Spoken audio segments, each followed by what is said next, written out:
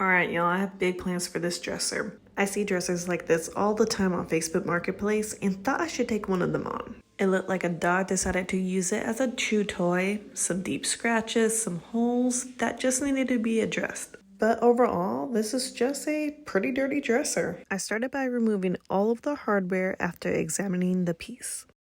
Then I went in with my scrub brush to thoroughly clean it. I don't use anything fancy for cleaning products, just some hot water, Dawn dish soap, and vinegar. After scrubbing down the exterior, I then started to remove all of the drawers to thoroughly clean them and the inside of the dresser. The previous owners installed plastic drawer stoppers to prevent the drawers from coming completely out. You can't remove the drawer stoppers once the drawers are back in place, but a nice tug should remove them. I unscrewed all of the drawer stoppers and grabbed my shop vac to vacuum the inside of the dresser. I believe that this was a kid's dresser because there was just dried up baby poop mixed with a little bit of diaper on the inside of some of the drawers. I thought the best route was to scrub at it with hot water just to loosen it up off of the drawer. I removed the big chunks and followed it with 2 more rounds of scrubbing.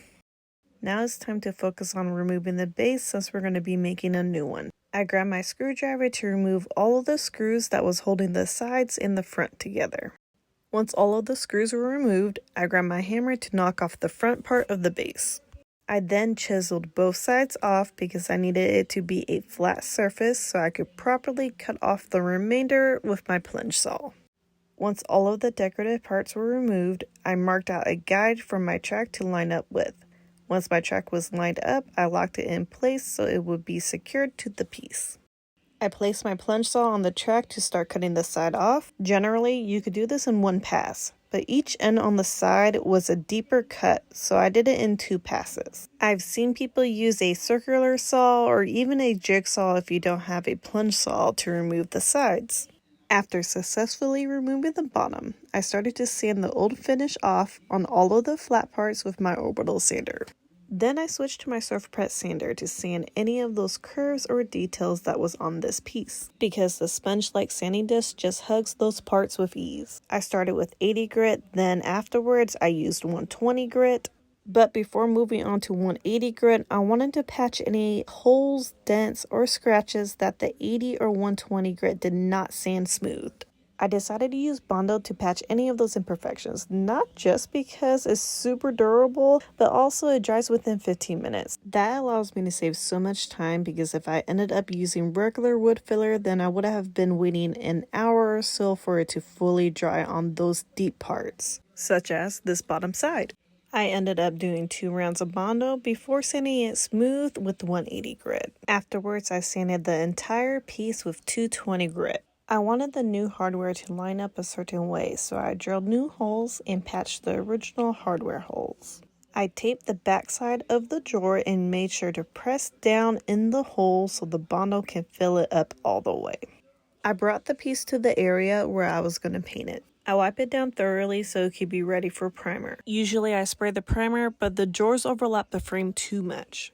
So I grabbed my favorite rollers and started to roll on the primer, but just on the front part of the frame. I ended up rolling 2 coats of primer. Once the primer was fully dried, I then stood the dresser up to insert the drawers and continued to prime with my sprayer. The primer that I'm using is Zinsser's Bullseye 123 water-based primer, which makes cleaning my sprayer super easy since it's water-based.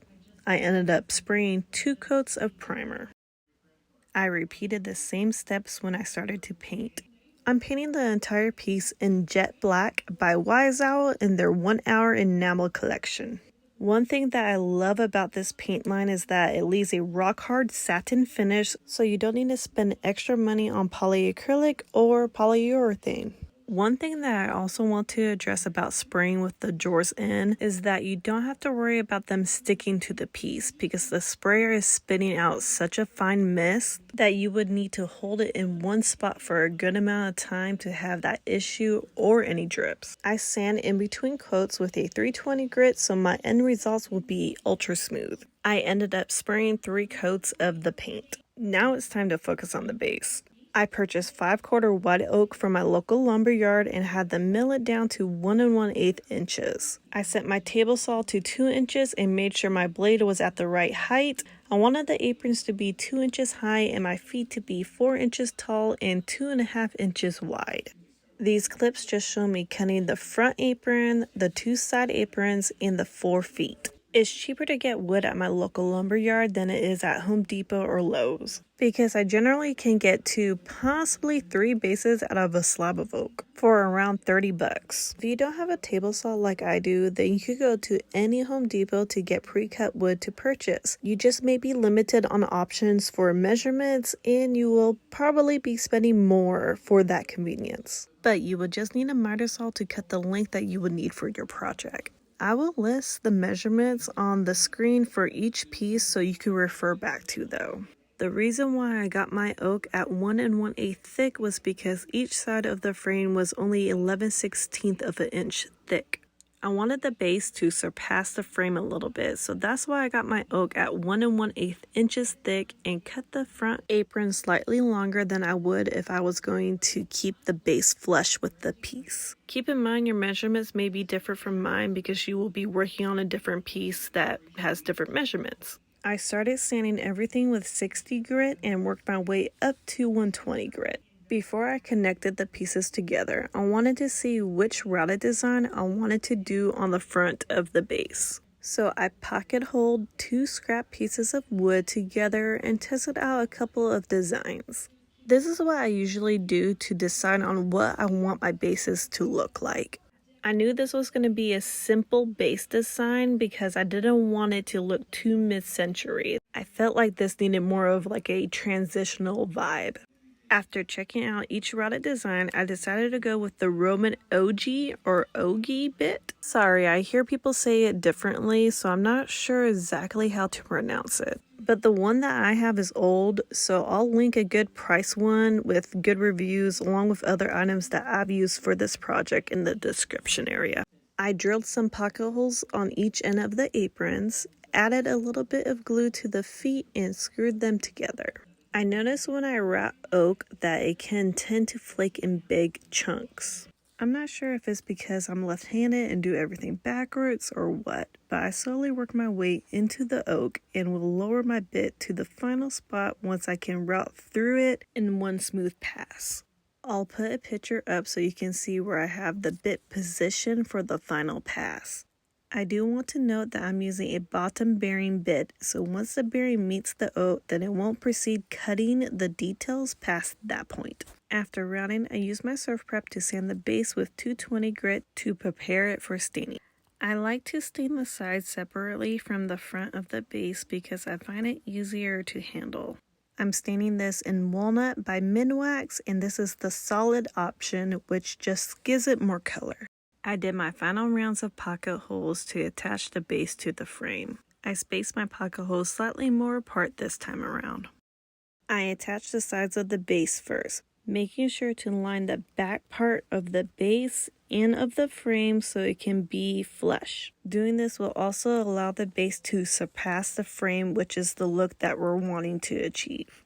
Generally, I will already have the base fully connected to each other by this step, but I wanted to make sure my math was correct before attaching the front to the sides. I would be able to redo the feet if I ended up being short.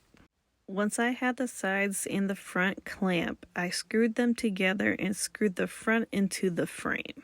I did 2 sections of pocket holes to drill into the frame on each side, and 4 sections to drill into the frame on the front part of the apron. That amount just worked for my piece, but for your piece, you'll have to figure out if you need more or if you need less. Finally, I added the drawer liners to each drawer for added protection and design. I screwed in the new hardware, and here's a reminder of what it looked like before, and this is the final results. Now who is ready for a profit breakdown? I paid $40 for this piece, $39 for hardware, $10 for liners. I allotted $10 for stuff that I already own, sold it for $4.75, leaving my profit to be $3.76. I invested 12 working hours on this, leaving my hourly $31.33. And that's all for now. Be sure to follow for the next one.